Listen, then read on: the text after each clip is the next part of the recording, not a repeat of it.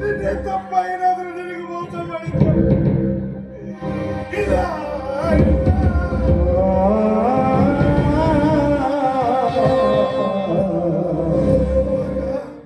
ಮಧ್ಯರಾತ್ರಿವರೆಗೂ ಹೇಳ್ದಲ್ಲಮ್ಮ ಅಪ್ಪ ಅಪ್ಪ ನಾನು ಮದುಮಗಳಾಗಿ ನಾಳೆ ಮದುವೆ ಮಂಟಪದಲ್ಲಿ ಕುಳಿತೀನಂತ.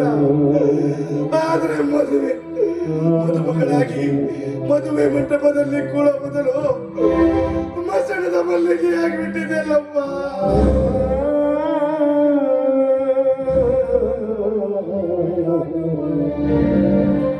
ಹಿಂಗ ಕಳಿಯಲವ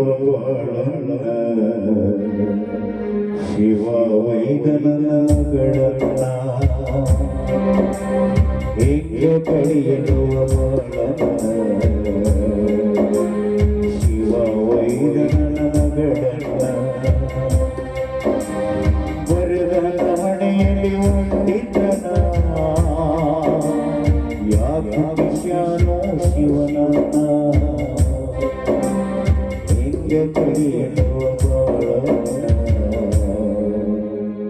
ಶಿವ ವೈದ ನನ್ನ ಮಗಳನ್ನ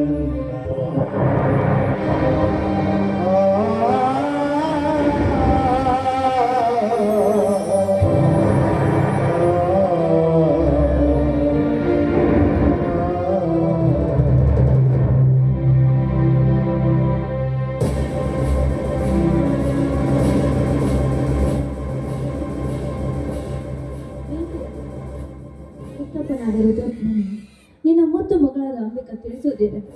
ಹೆತ್ತ ತಾಯಿ ತೀರಿ ಹೋದ ಮೇಲೆ ನನ್ನನ್ನು ಮುದ್ದಾಗಿ ಬೆಳೆಸಿ ನನಗೆ ವಿದ್ಯಾಭ್ಯಾಸ ಕಲಿಸಿದ್ರು. ನನ್ನ ಒಪ್ಪಿಗೆಯಂತೆ ನನ್ನ ಪ್ರಿಯತಮನೊಂದಿಗೆ ಮದುವೆ ಮಾಡಲು ಮುಂದಾದರು. ಈ ಉಪಕಾರ ನಾನು ಯಾವತ್ತೂ ಬರೆಯಲ್ಲ. ಆದರೂ ಮದುವೆ ಮೊದಲನೇ ದಿವಸ ನನ್ನ ಜೀವನದಲ್ಲಿ ನಡೆಯಲಾರದ ಘಟನೆ ನಡೆದು ಮನೆಗೆ ನೀವು ಯಾರೂ ಇರಲಿಲ್ಲ. ಯಾರು ಇಲ್ಲದ ಸಮಯದಲ್ಲಿ ಈ ಊರಿನ ನ್ಯಾಯಾಧೀಶರೆನಿಸಿಕೊಂಡಿದ್ದ ಧನರಾಜನ ಮಗ ಮಹಾಂತೇಶನ ಮನೆಗೆ ಬಂದು ಸೋಮನ ಕೆಟ್ಟ ವಿಚಾರದಲ್ಲಿ ಶೀಲವೆಂಬ ಹಾಲಿನಲ್ಲಿ ಸೋಮವನ್ನು ಹುಳಿಯೆಂದು ಹಿಡಿದಿದ್ದ. ಪವಿತ್ರವಾದ ದೇಹವನ್ನು ಮತ್ತೊಬ್ಬರಿಗೆ ಅರ್ಪಿಸುವುದು ಮಹಾಪಾಪವೆಂದು ಇಂದು ಬೆಳಿಗ್ಗೆ ಆತ್ಮಹತ್ಯೆ ಮಾಡಿಕೊಂಡೆ. ಇದು ನನ್ನನ್ನು ನೀವು ಭಾವಿಸಿದರೆ ನನ್ನನ್ನು ಕ್ಷಮಿಸಿ. ನಿಮ್ಮ ಮಗಳು ಅಂಬಿಕಾ.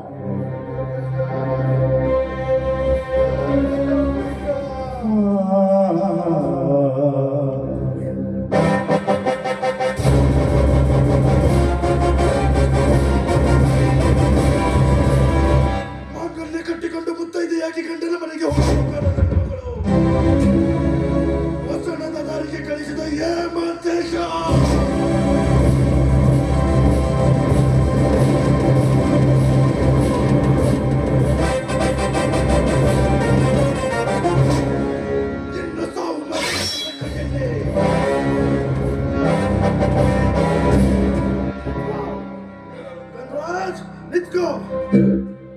ಒಂದೇ ಒಂದು ಹೆಜ್ಜೆ ಬಂದಿಟ್ರು ನನಗೆ ನನ್ನ ಮೇಲೆ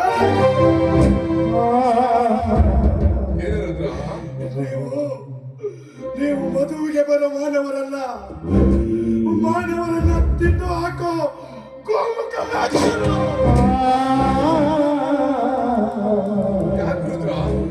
ಏನಾಯ್ತು?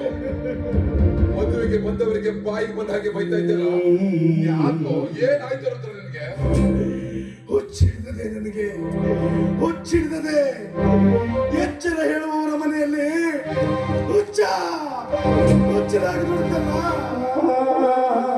ಕಿಚ್ಚುತ್ತಾಳಲಾರದೆ ನಾನು ಹುಚ್ಚನಾಗ್ಬಿಟ್ಟಿದ್ದೀನಿ. ರುದ್ರಣ್ಣ, ಏನಾಗಿದೆ ನಿನಗೆ?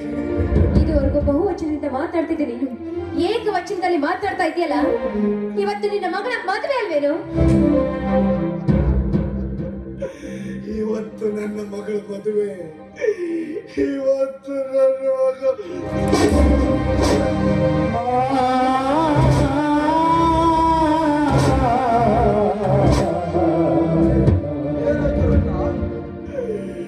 ಮದುವೆಯನ್ನು 3 ಅಕ್ಷರನೇ ಮುಗಿದೋಯ್ತಾಯಿ. ಏನಾಯ್ತು? ಮದುಮಗಳಾಗಿ ಮದುವೆ ಮಂಟಪಕ್ಕೆ ಕೊಡೋ ನನ್ನ ಮಗಳು ಮನೆಯಲ್ಲೇ ಆಗಿ ಮಲಗಿದ್ದಾಳೆ. ಯಾಕೋ? ಏನಾಯ್ತು ಮಗಳಿಗೆ?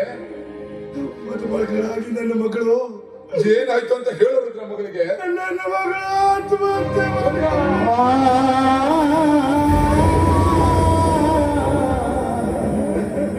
ಹೇಳು, ಏನು ಹೇಳ್ತಾ ಇದ್ಯಾ?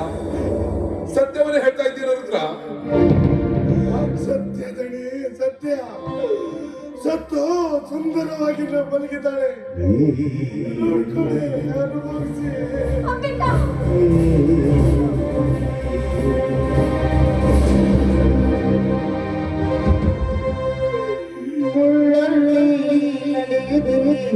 ಎಚ್ಚರಿಕೆ ಇರಬೇಕು.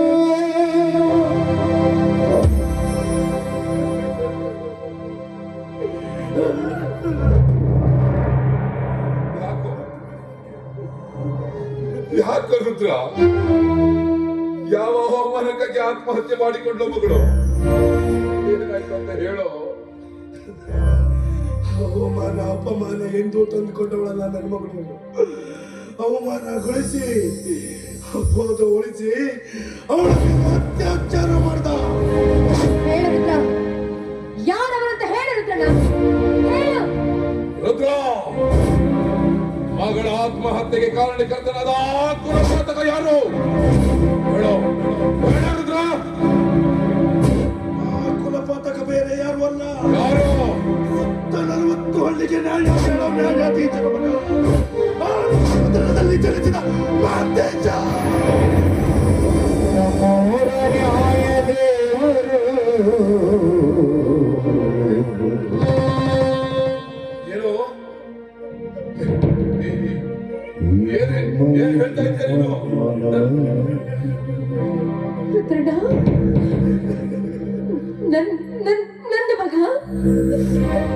ನನ್ನ ಮಗ ಇಂಥ ಕೃತಿಗಳಿದ್ದಾನೆ.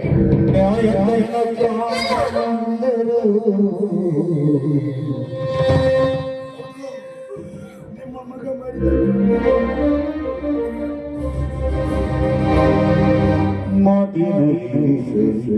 ಅಕ್ಷರವನ್ನು ಕೊಟ್ಟು ನನ್ನ ಮಗಳು ಆತ್ಮಹತ್ಯೆ ಮಾಡ್ಕೊಂಡು ಬಿಟ್ಲು ನೋಡಿ. ಆಡಿದರೆ ತಪ್ಪಲ್ಲ,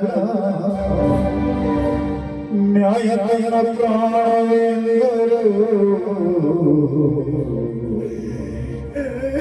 ಇದು ಮಹಿಷಿ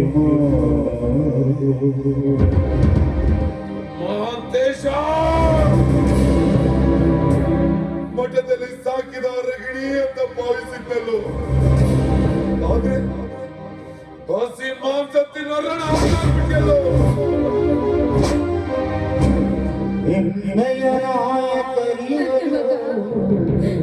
ನನ್ನ ಮಗ ಇಂಥ ಮೋಸ ಮಾಡ್ತಾನೆ ಅಂತ ನಾನು ಕನಸಿನಲ್ಲೂ ತಿಳಿದಿರ್ಲಿಲ್ಲ.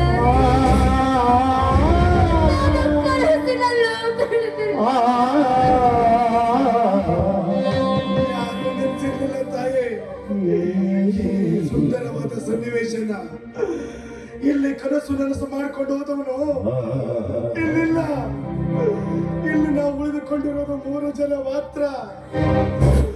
ಇಂಥ ಸಂತೋಷದ ದಿನ ಮತ್ತೆ ಯಾವತ್ತು ಬರಲ್ಲ, ಯಾವತ್ತು ಬರಲ್ಲ. ಕಣ್ ತುಂಬಿಕೊಳ್ಳಿ, ಕಣ್ ತುಂಬಿಕೊಳ್ಳಿ. ಬಡವರ ಮನೆ ಹಾಳಾದ್ರೆ ಭತ್ತ ಬೆಳೆಯುವ ಮನೆಗೆ ಕಬ್ಬು ಬೆಳೆಯುವುದು ಎನ್ನುವ ಮಾತು ಸುಳ್ಳಾಗ್ಲಿಲ್ಲ. ಧನರಾಜ್, ನಾನು ನಿನಗೆ ಏಕವಚನದಲ್ಲಿ ಮಾತನಾಡಿದರೆ ನಿನ್ನ ಅಂತರಾತ್ಮಕ್ಕೆ ಅಪ್ಪಬಹುದಲ್ವೇ? ಯಾಕೆಂದ್ರೆ ಹಾನುವಂತನ ಮನೆತನದ ಮುತ್ತುಗಳು ನೀವು. ಮದುವೆಯಾಗಿ 3-4 ವರ್ಷ ಆದ್ರೂ ಒಂದು ಮಗು ಹುಟ್ಟಿಲ್ಲ ಅಂತ ಅವರಲ್ಲಿರೋ ಎಲ್ಲ ದೇವರಿಗೂ ತುಪ್ಪದ ಅಭಿಷೇಕ ಮಾಡ್ತಿದ್ದಾರೆ. ಹರಕೆ ಹೊತ್ತೆ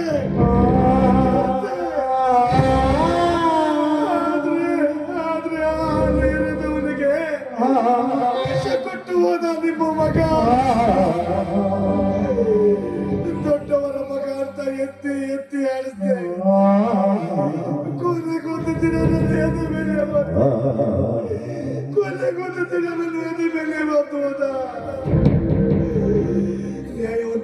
ಬಡತನ ಎಂದು ನಿಷ್ಠೆಯಿಂದ ಪ್ರಾಮಾಣಿಕತೆಯಿಂದ ದುಡಿದ ಮನುಷ್ಯನಿಗೆ ತಕ್ಕ ಪ್ರತಿಫಲ ನೀಡಿದ್ರಿ. ನಿಮ್ಮ ಈ ಋಣನ ನಾನು ಯಾವ ಕಾಲಕ್ಕೂ ಮರೆಯಲ್ಲ, ಯಾವ ಕಾಲಕ್ಕೂ ಮರೆಯಲ್ಲ. ಚಂದ್ರಾಜ್, ನಿನಗೆ ಇನ್ನೊಮ್ಮೆ ಒಂದು ಮಾತು ಹೇಳಿದ್ದು ನೆನಪಿದೆಯೋ? ದುಡಿಯುವರ ಮನೆಯಲ್ಲಿ ಆಳು ಮಗ ಯಾವತ್ತೂ ಯಜಮಾನ ಆಗಲ್ಲ, ಯಜಮಾನನೇ ಆಗ್ತಾನೆ. ಆಳು ಮಗನೇ ಆಗ್ತಾನೆ. ನಾನು ಎಷ್ಟೇ ನಿಷ್ಠೆಯಿಂದ ದುಡಿದ್ರು ನಾನೊಬ್ಬ ಮಗನ ಮಮಕಾರ ನಿಮಗೆ ಬರಲಿಲ್ಲ.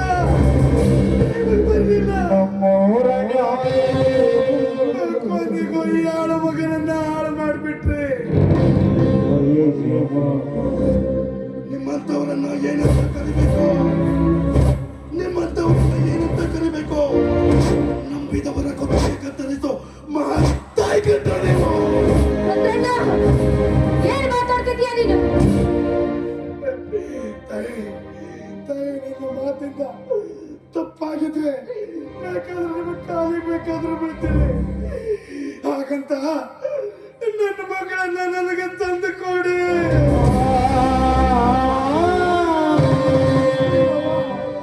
ನನಗಾದ್ರೂ ಯಾರಿದ್ದಾರೆ? ನನ್ನ ಮಗಳು ಬಿಟ್ಟು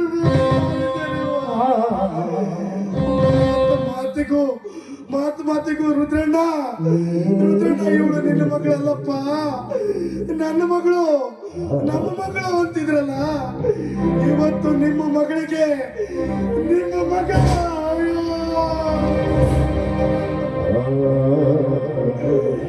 ಯಾಕೆ? ನಿಮ್ಮ ಮಗ ಮಾಡಿದ ತಪ್ಪು ಒಪ್ಪಿಗೆ ಆಗಿರ್ಬೇಕಲ್ವಾ? ಯಾಕೆಂದ್ರೆ ನನ್ನ ಹೆಂಡತಿ ಹೊಟ್ಟೆಲಿ ಹೆಣ್ಣು ಮಗು ಹುಟ್ಟಿಲ್ಲ ಅಂತ ಬೇಡ್ಕೊಂಡಿದ್ದೀರಿ ನೀವು. ಹೆಣ್ಣು ಮಗು ಹುಟ್ಟಿದ ಮೇಲೆ ನಿಮ್ಮ ಮನೆಗೆ ಕರ್ಕೊಂಡು ಬಂದಾಗ ನಿಮ್ಮ ಕೈಯಾರ ಕೊರಳಿಗೆ ಚಿನ್ನದ ಸರ ಹಾಕಿದ್ದೀರಿ.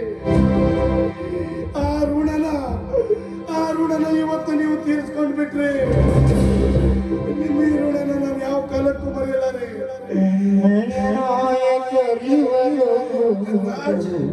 ಯಾಕೆ ಮೌನವಾಗಿದ್ದೆ? ಮಾತಾಡೋ. ಊರಲ್ಲಿ ನೀವು ನ್ಯಾಯವಂತರು, ನೀತಿವಂತರು, ಮಾನವಂತರ ಮನ ಅಂಗಳದಲ್ಲಿ ಹಾವು ಬಂದು ಹುತ್ತು ಮಾಡಿದ್ದು ನಿಮಗೆ ತಿಳಿದಿಲ್ಲ. 10 ಜನರಿಗೆ ನೀವು ಅಮೃತ ಬಡಿಸಿದರೆ ನಿಮ್ಮನೇಲಿ ಹಾವು ನಮ್ಮದವರಿಗೆ ವಿಷ ಉಡಿಸ್ತಾ ಇದೆ. ಎಂತವರಾಗಿ ನೀವು ಇದನ್ನು ಅರಿತುಕೊಂಡಿಲ್ಲ. 10 ಜನರಿಗೆ ನೀವು ಪಟ್ಟು ತೋರಿಸುವ ನೀವು ನಿಮ್ಮ ಅನ್ನದ ತಟ್ಟೆಲೆ ಸತ್ತು ಬಿದ್ದ ಹಂದಿಯನ್ನ ನೀವೇ ಕೊಟ್ಟಿದ್ದೀರಿ. ಇದು ಮಾನವಂತರ ಮನೆ ಕಥೆಯಲ್ಲ. ನೀ ಎತ್ತರದ ದುಡಿಯೋ ಈ ಬಡ ರುದ್ರನ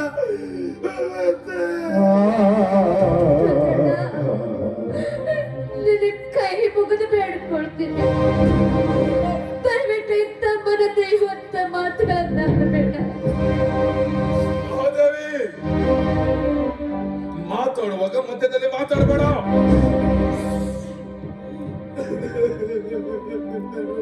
ಚಂದ್ರ, ಮಾತಾಡು. ನೀನ್ ಮಾತಾಡು. ನಿನ್ನ ಮಾತಿಂದ ನಾವು ಬೇಜಾರಾಗಬಾರ್ದು.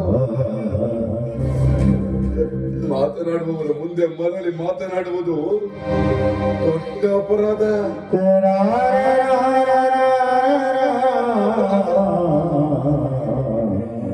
ಹೆತ್ತ ಮಕ್ಕಳನ್ನ ಕಳೆದುಕೊಂಡವರ ನೋವು ಹೆತ್ತ ಕರುಣಿಗೆ ಗೊತ್ತಾಗತ್ತೇ ವಿನಃ ನಿಂತು ನೋಡುವವರಿಗಲ್ವಲ್ಲ. ಅಂದಮೇಲೆ ಮಾತಾಡು, ನೀನು ಮಾತಾಡು. ರುದ್ರ, ಇಲ್ಲಿ ಸತ್ತು ಬಿದ್ದಿರುವುದು ನಿನ್ನ ಮಗಳಲ್ಲ, ನನ್ನ ಮಗಳು. ನಿಂತಿರುವುದು ನಿನ್ನ ಮಗಳ ಮದುವೆಯಲ್ಲ, ನನ್ನ ಮಗಳ ಮದುವೆ. ಆದ್ರೆ ಆಗ ಮಾಡಿದ ತಪ್ಪನ್ನ ಮೆಚ್ಚಿಕೊಳ್ಳುವಂತ ಮೂರ್ಖ ನಾನಲ್ಲ ರುದ್ರ.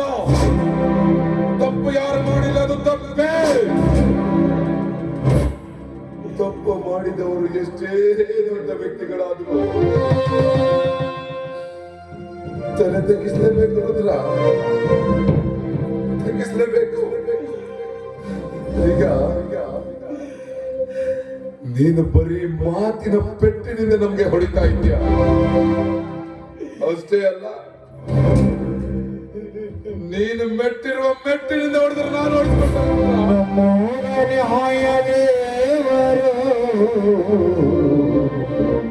ನಾನು ಹೊಡಿಸ್ಕೊಳ್ತೇನೆ.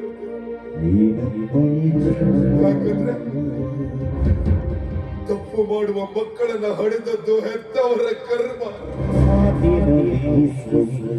ಆ ಕರ್ಮವನ್ನ ತೀರಿಸಿಕೊಳ್ಳಬೇಕಾದದ್ದು ಆಡಿದರೆ ತಪ್ಪಲ್ಲ, ಹೆತ್ತವರ ಧರ್ಮ ರುದ್ರ.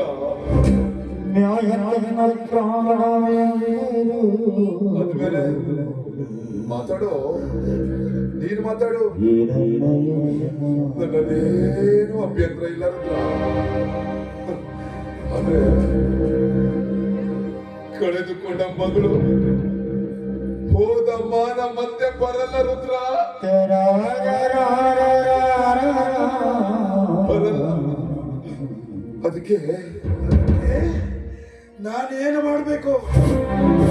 ಏನು ಮಾಡ್ಬೇಕು? ಅದಾದ್ರೂ ಒಂದಾಗೋಗ್ಲಿ. ಏನು ಮಾಡ್ಬೇಕು ನಾನು? ಏನು ಮಾಡಬೇಕು ಅಂತ ನೀನ್ ನನ್ನನ್ನು ಕೇಳ್ತಾ ಇದೆಯಲ್ಲ ರುದ್ರ.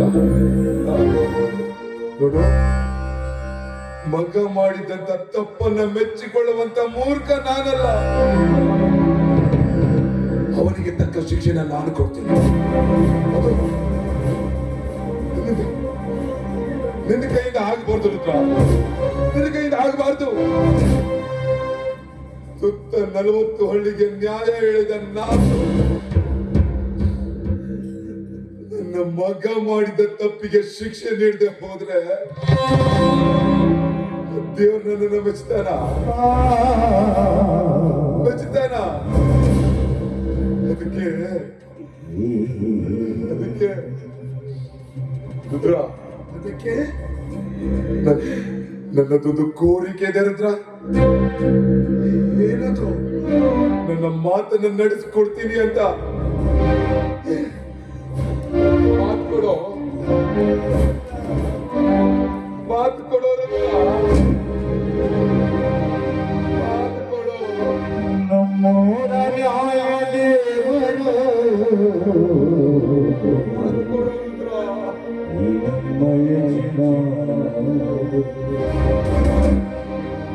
ಹೆಮ್ಮೆಯ ನಾಯಕರಿವರು ಈ ಚಿಕ್ಕ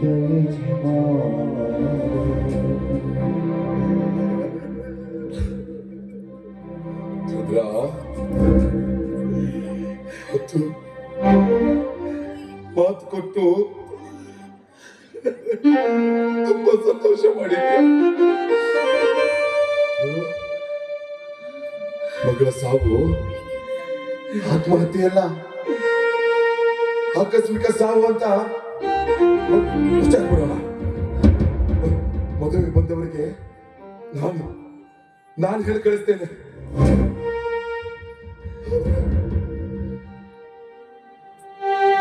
ನಮ್ಮದು ನ್ಯಾಯವಂತರ ಮನೆತನ ರುದ್ರ,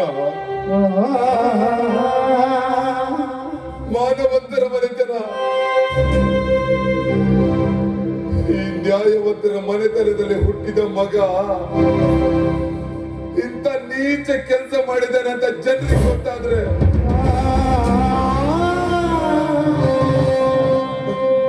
ನಮ್ಮ ಮನೆತನದ ಮಾನ ಮರ್ಯಾದೆ ಎಲ್ಲವನ್ನು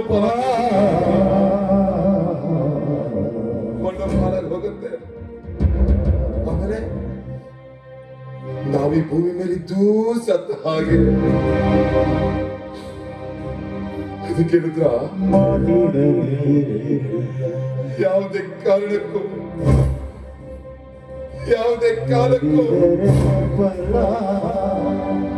ನಿನ್ನ ಮಗಳ ಸಾವಿಗೆ ನನ್ನ ಮಗ ಕಾರಣ ಅಂತ ಗೊತ್ತಾಗಬಾರ್ದು.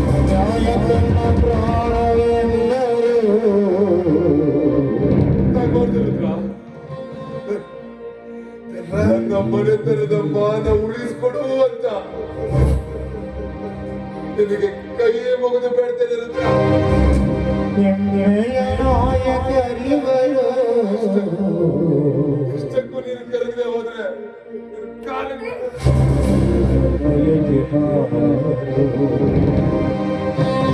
ಹೌದು ರುದ್ರಣ್ಣ, ಹೌದು. ಮಗ ಮಾಡಿದ ತಪ್ಪಿಗಾಗಿ ಈ ನನ್ನ ಮಾನವಂತರ ಮನೆತನಕ್ಕೆ ಕುಂದತ್ತ ಬೇಡ. ಈ ಮನೆ ಆತ್ಮಹತ್ಯೆಯ ಇದೊಂದು ಭಾರವನ್ನ ನಿನ್ನ ಮೇಲೆ ಹೊರಿಸ್ತಿದ್ದೇನೆ. ದಯವಿಟ್ಟು ಇಲ್ಲ ಅಂತ ಹೇಳ್ಬೇಡ ರುದ್ರಣ್ಣ. ಇಲ್ಲ ಅಂತ ಹೇಳ್ಬೇಡ.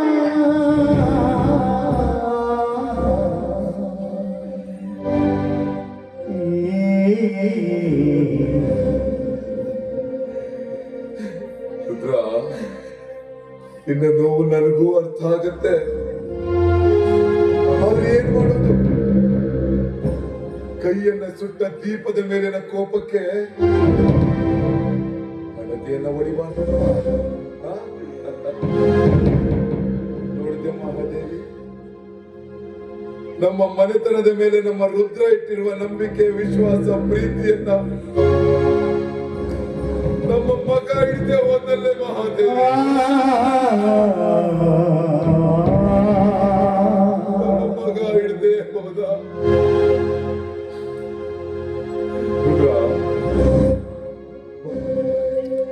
ಮಗಳ ಶವ ಸಂಸ್ಕಾರಕ್ಕೆ ಬೇಕಾಗಿರೋ ಎಲ್ಲ ವ್ಯವಸ್ಥೆಯನ್ನು ಮಾಡ್ಕೊ. ಮದುವೆಗೆ ಬಂದವರಿಗೆ ನಾನು ಹೇಳಿ ಕಳಿಸ್ತೇನೆ. ನಗಲಾರದೆ ಅಳಲಾರದೆ ನಿಂತ್ಕೋ. ನಿಮ್ಮ ಮನೆಯನ್ನ ಉಂಡಿದ್ದಕ್ಕೆ ನೀವು ಹೇಳಿದ ಕೆಲಸ ನಾನು ಹೇಗೋ ನಿಭಾಯಿಸ್ತೀನಿ. ಆದ್ರೆ ನಿಮ್ಮ ಮಗ ಮಾಡಿದ ತಪ್ಪಿಗೆ ಶಿಕ್ಷೆ ಕೊಡದೆ ಹೋದ್ರೆ ರುದ್ರ, ಇವನು ನ್ಯಾಯವಂತರ ಮನೆತನದ ಕುಡಿ, ಮಾನವಂತರ ಮನೆತನದ ಕುಡಿ. ನ್ಯಾಯಕ್ಕಾಗಿ ಹುಟ್ಟಿದ್ದೇನೆ, ನ್ಯಾಯಕ್ಕಾಗಿ ಬದುಕಿದ್ದೇನೆ. ಸಮಯ ಬಂದ್ರೆ ನ್ಯಾಯಕ್ಕಾಗಿ ಸಾಯ್ತೇನೆ. ನನ್ನ ತೀರ್ಪು ಏನೋ ಅನ್ನೋಣ. ಕಾದು ನೋಡು, ಕಾದು ನೋಡು. ನಿಮ್ಮಿಬ್ಬರಿಗೂ ಕೈ ಮುಗಿದು ಬೇಡ್ಕೊಳ್ತೀನಿ. ನನ್ನ ಮಗ ಮಾಡಿದ ತಪ್ಪಿಗಾಗಿ ಅವನನ್ನ ಬಹುದೂರ ಎಲ್ಲಾದ್ರೂ ಕಳಿಸ್ಬಿಡಿ. ಆದ್ರೆ ತಪ್ಪಿ ನಿರ್ಧಾರ ಮಾಡಬೇಡ್ರಿ. ಮಹಾದೇವಿ, ಅದಕ್ಕಾಗಿ ಹಣ ಆಸ್ತಿ ಎಷ್ಟೇ ಖರ್ಚಾದ್ರೂ ಪರವಾಗಿಲ್ಲ. ನನ್ನ ಮಗನಿಗೆ ಶಿಕ್ಷೆ ಕೊಡಬೇಡ್ರಿ. ಇದೆಲ್ಲ ನಿನಗೆ ಅರ್ಥ ಆಗಲ್ಲ. ನಡಿ. ನಮ್ಮೂರ ನಾಯಕರು ಈ ನಮ್ಮ ಮಾತಿನ ಆಡಿದರೆ ನ್ಯಾಯ ನ್ಯಾಯ ಪ್ರಾಣವೆಂದರು ಈ ನಮ್ಮ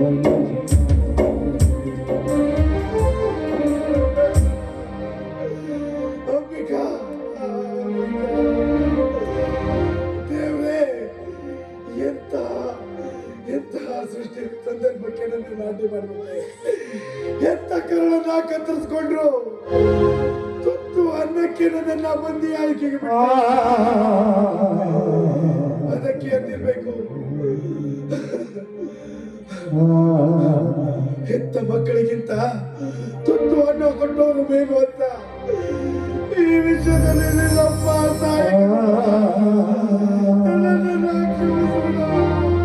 ನನ್ನ ಬದುಕು ಕಣ್ಣೀರಾಯಿತು, ಮಗಳ ಕುಂಕುಮ ಆಡಿಸೋಯ್ತು. ಬದುಕು ಕಣ್ಣೀರಾಯಿತು, ಮಗಳ ಕುಂಕುಮ ಆಡಿಸೋಯ್ತು.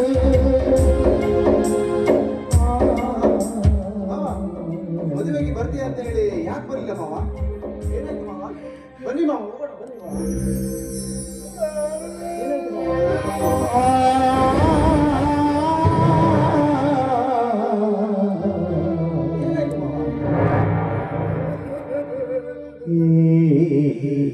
ಇವತ್ತು ಹಸಿಮನೆಯೇರಿ ನಿನ್ನ ಜೊತೆ ಮದುವೆ ಆಗ್ಬೇಕಾಗಿದ್ದ ನನ್ನ ಮಗಳು ಆತ್ಮಹತ್ಯೆ ಮಾಡ್ಕೊಳ್ಬೇಕು.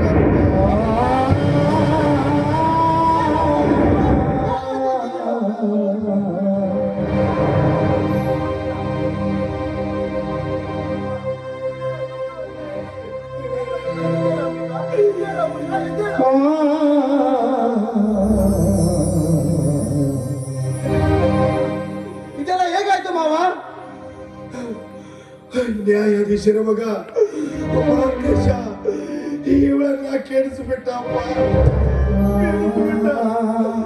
ಇಂಥ ದೇಹನ ನನ್ನ ಅರವಿಂದನಿಗೆ ಹೇಗೆ ಒಪ್ಪಿಸ್ಲಿ? ನಾನೇ ಬದುಕಿರಬಾರ್ದು ಅಂತ ಆತ್ಮಹತ್ಯೆ ಮಾಡ್ಕೊಂಡು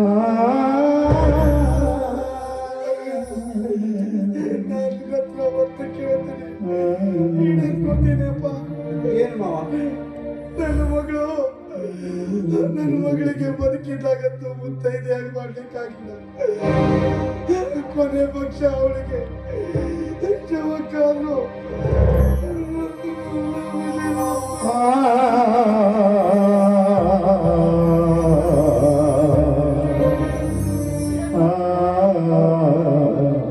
ಆಯ್ತು ಮಾವ, ನಾನು ಹೇಳ್ಕೊಡ್ತೀನಿ ಮಾವ.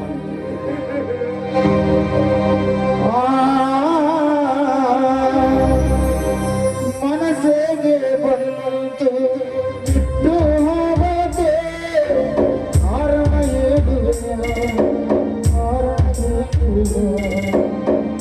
ಒಬ್ಬನ್ನೇ ಬಿಟ್ಟು ಒಬ್ಬರಾಗದೆ ಒಪ್ಪಿಗೆ ಕೇಳುವಿನ ಒಪ್ಪಿಗೆ ಕೇಳುವಿನ ಪಾಪಿ ನಾನು ಪುಣ್ಯ ನೀನು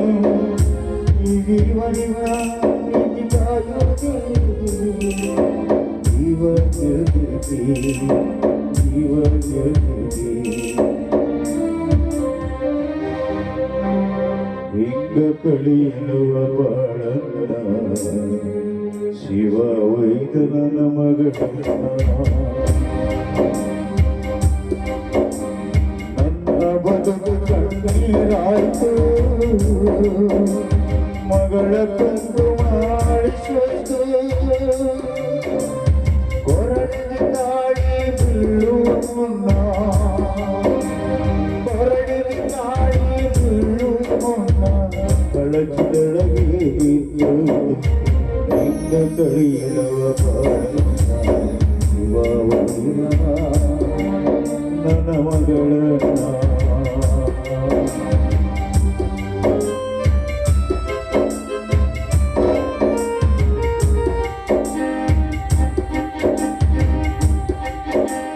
ಮುತ್ತೈದೆಯಾಗೋ ನನ್ನ ಮಗಳೇ, ಮುತ್ತೈದೆಯಾಗೋ ನನ್ನ ಮಗಳೇ, ಕೊರಳಲ್ಲಿ ತಾಳಿ ಧರಿಸಿರುವೆ